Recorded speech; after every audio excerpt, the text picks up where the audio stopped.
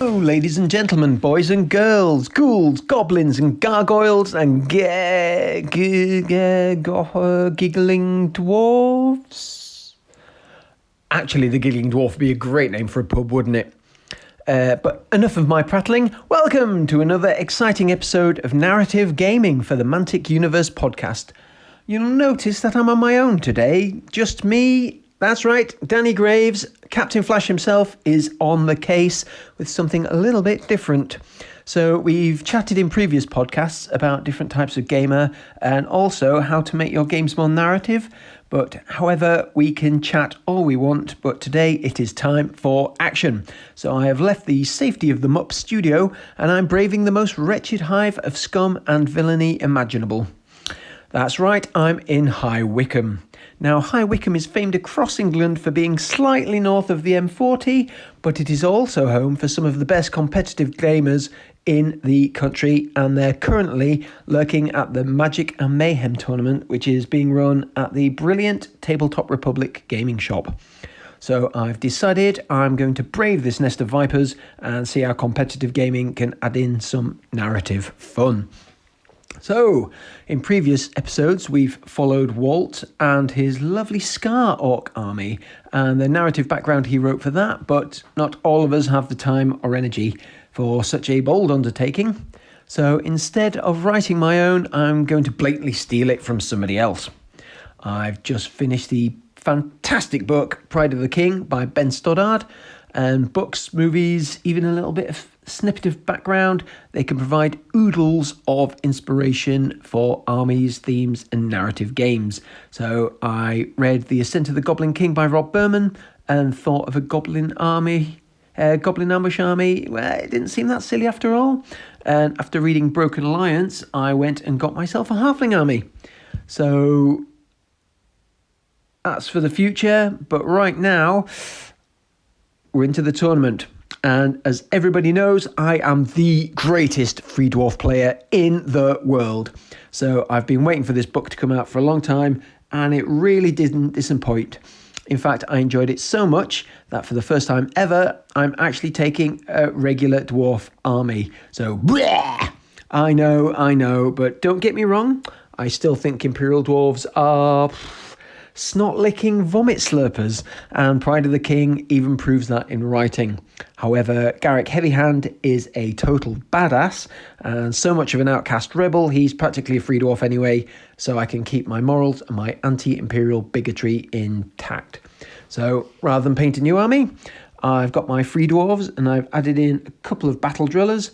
I converted those out of some plastic dwarves, adding on some Vermin nightmare drills. I got the Overdrive Iron Ancestor in a mystery box, so I've slapped a gun on him, and he's going to be my favourite Ironheart. And I've also painted up the new Dungeon Saga Origins Rodin figure, because the model is epic, and I'm going to use him as Garrick. So, only 4 models painted, and I've got a new army to try out and tell the tales of Garrick Heavyhand and his clan as they face the horrendous foes on the edge of the Empire.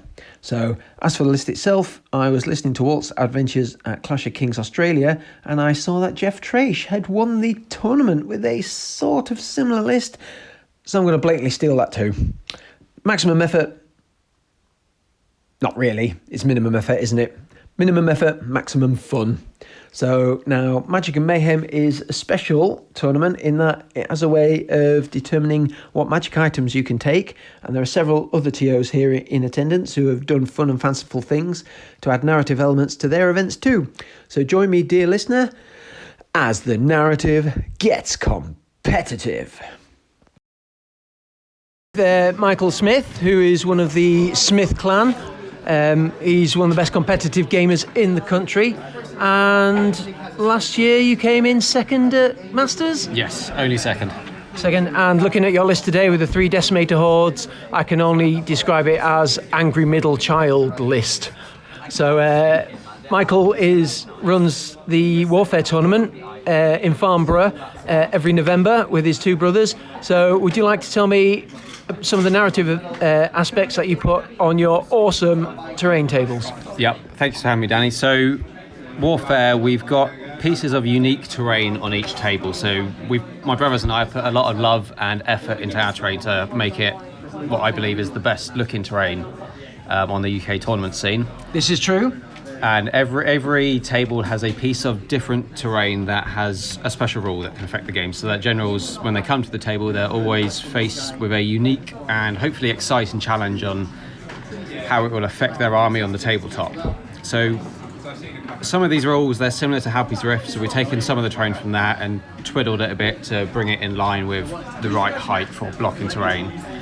But there are also probably about at least a dozen pieces of terrain that are all unique rules, but what we've done is to make sure that they are rules within the game itself already there. So it's not just, your unit suddenly can look at someone and kill them. It's all, this unit gains Wind Blast, or it's inspired, or it has Slayer. It's all rules that are already in the game, so it's hopefully not too broken. My personal favourite was when Ali McSween jumped out of a pool of bloody skulls, getting extra rampage, and then fluffed all the rolls anyway. But it's beautiful little thematic things like that really stick in your memory and can really add some beautiful narrative moments to the game. So when's Warfare this year? Warfare is the 16th and 17th of November in Farnborough. Excellent. So hopefully we'll see some of you there. I think I've already got my ticket and can't wait. In Bournemouth in February, done with the marvellous John Guns, who designed a load of brilliant cards to add a little bit of narrative element into the games. John's currently finishing up his game, so Andy's going to have to fill in for him. So Andy, can you tell us about the cards and what they involved? The cards we produced, basically we produced three different abilities of winning the tournament. Basically, we had the Triple Crown, which basically meant you could either win for painting, you could win for the general overall score, or for these challenge cards. The challenge cards basically came in the form of, can you kill off, say, 5 of the enemy cavalry units, or can you kill off 5 of enemy monsters? So you could pick them each turn, each game. You didn't have to tell your opponent what you had, and you could sort of tailor it to what you wanted. There was one we had that was called Rusty Dice, which basically you count up however many double ones, and you get that many extra points onto your challenge score. It didn't have any effect on the tournament score, but it just added a little bit of extra narrative with an extra prize at the end. A little bit of extra fluff and fun. Yeah. Beautiful. So you're doing a Beachhead again next year? Hopefully, yes, we will do Beachhead again next year, but it all depends on other tournaments and what we're all doing. Excellent. So yeah. And you do Easter Endurance as well? We're doing Easter Endurance, which is actually next week, which is in April, which is actually an ambush event, which is 6 games of ambush at 745 points. So surely you could fit in 10 games of ambush at 745 points. I think it's 20 or 25 minutes a side. So normally most people finish within 20 minutes anyway, because it's such a small amount of models on such a small board.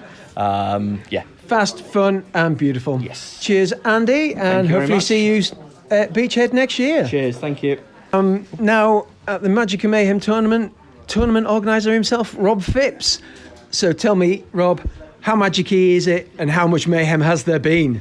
There's not been as much mayhem as I would like, but there's been plenty of magic items that have gone down the storm, I believe. So we've played 5 games over the weekend, so tell us some of the different things that you've put in the games just to make them that extra little bit magic-y. Well, we had the Baba Yaga house, which was a moving piece of terrain that moved across the battlefield at a predictable rate every turn. That did a dread aura, basically, to effect. And it affected both armies, but it also would put people out of position on charges and gave cover.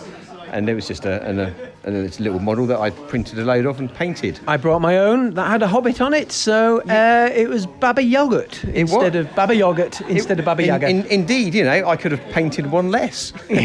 Sorry about that. Never mind. So tell us about the magic items. So we did do a bit of playtesting for the magic items to try and make sure they were balanced out.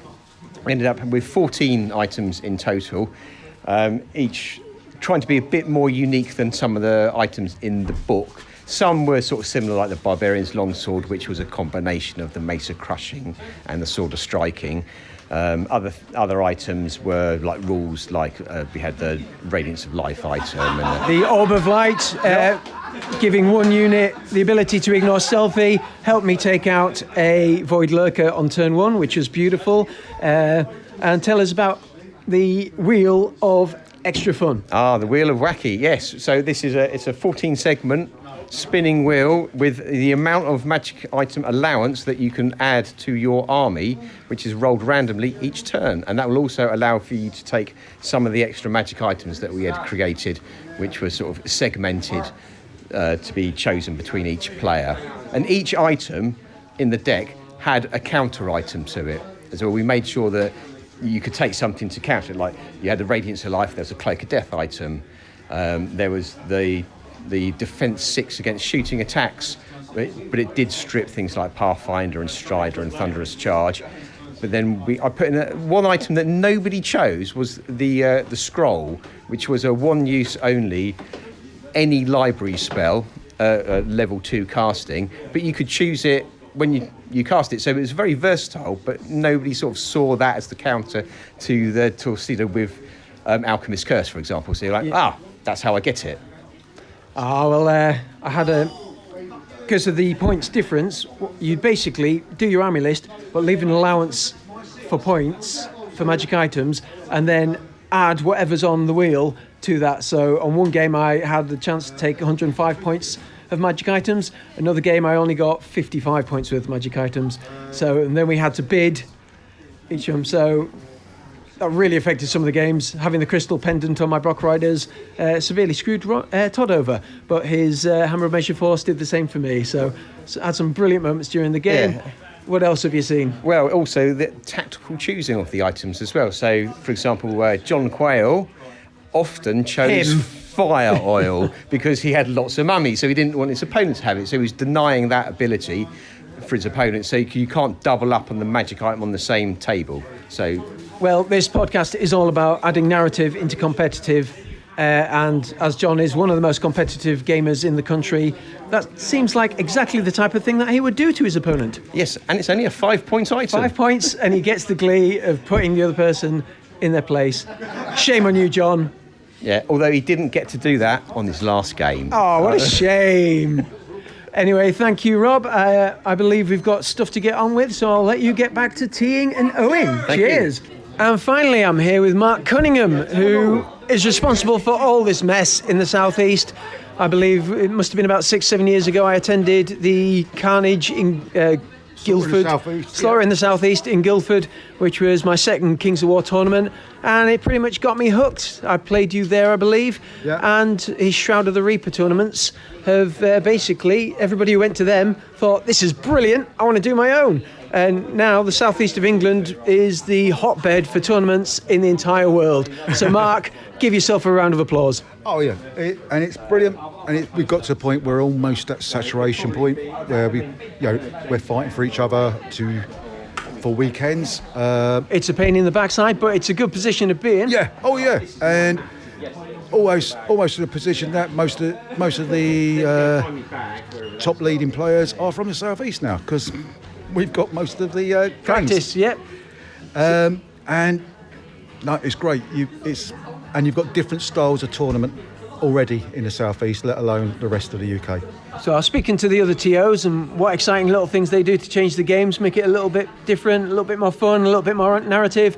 And you have a special character, I believe, the Reaper. Yeah, we always have on our Shroud of Reaper tournaments hosted by us a Reaper special character, which has been anywhere from an infantry to a Titan and everything in between.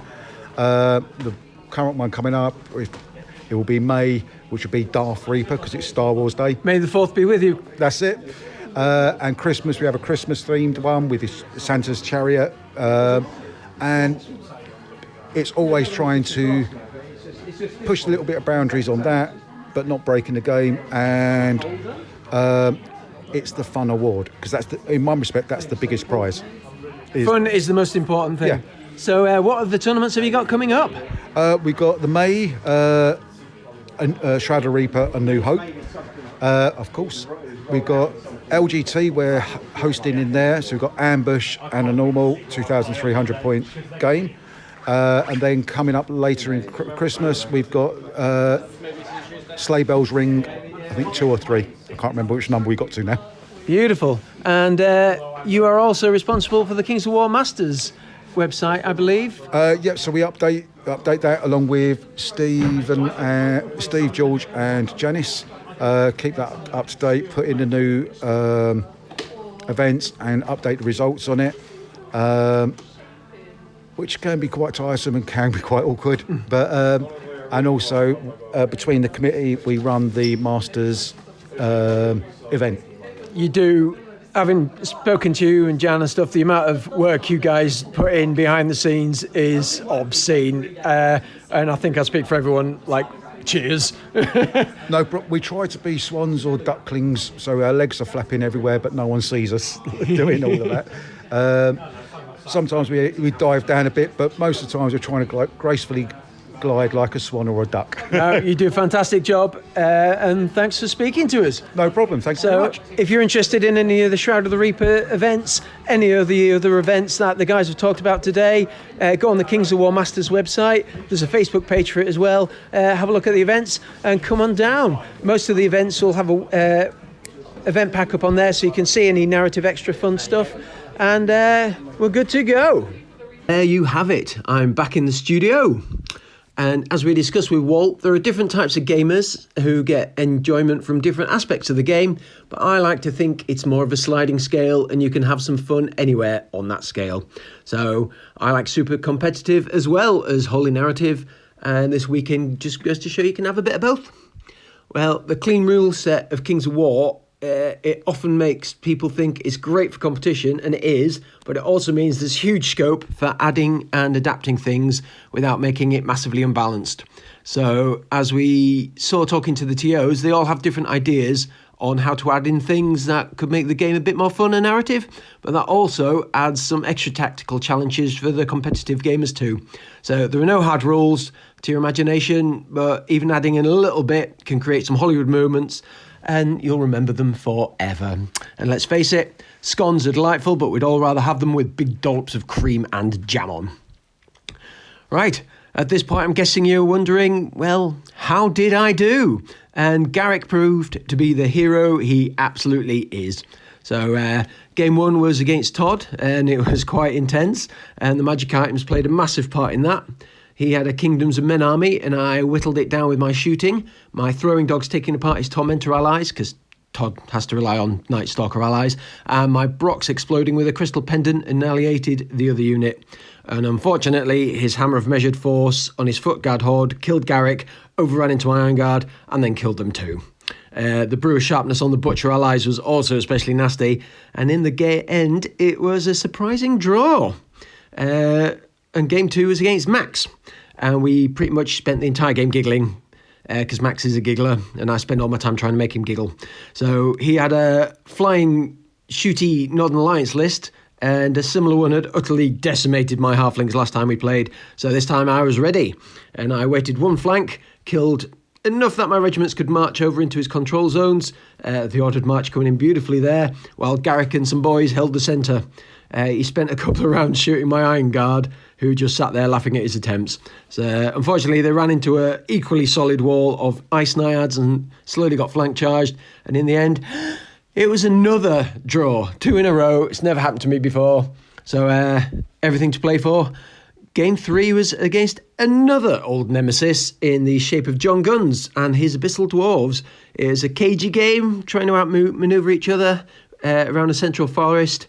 But in the end, I just couldn't grind through his blocking units fast enough, and I lost 4-3 on tokens as his big dragony thing nicked one in the last turn. So on to day 2, and game 4 was against Ashley, who I'd not played before, and it's always nice to play new people. And his Night Stalkers were a tricky prospect, but thanks to the Orb of Light item, as I said earlier, one unit could ignore stealthy, so I managed to shoot off his Void Lurker in round 1 or 2, something like that. It was an interesting game. His bloody Bloodworm regiment just wouldn't bloody die, and it was a hard grind, but he struggled to pop units, because I'm dwarves and I'm rock hard, and I'd never ever seen so many wavered dwarf units fail their headstrong. And in the end, I managed to get through and win for me. So at this point, 2 draws, 1 win, 1 loss. So last game against Matt's Emperor of Dust, and this was another win. So as you can only score 1 push token on a unit now, I put them on my cheap badger swarms on the left, which are hunting mastiffs, but I use badgers because badgers are better than dogs, with the aim of running up his weaker flank. And my Iron Guard basically pushed up the front and acted as blockers in the middle. So I had to turn a load of units around to deal with his flying Pharaoh, but I got him in the end, and I managed to push up the right flank, and badgers got through the hole, and I won. So 5 super close games, and Garrick did me proud, despite being Imperial. Also, a big shout out to Florence on her first tournament, who calmly sauntered in and won Best Army with her beautiful Kingdoms of Men. So well done, Florence. And, I had a brilliant weekend. I think I came 5th overall, which is a pretty good result for me. I'm usually hanging around just outside the podiums, so I'm quite happy with that one, especially with an army I've not used before. And we learnt that competitive gamers aren't necessarily the power gaming win at all costs amoral sociopaths we sometimes believe them to be. And they're actually a fantastic bunch who just want to have some fun too. So I hope this inspires some more competitive gamers to have some narrative fun, and some more narrative gamers to come along to a tournament and have some fun. So I've got to go now, because that halfling army is not going to paint its belt, no matter how much I swear at the damn thing. So thank you, Mantic Universes, Muppets. Thank you, Muppets, and good night.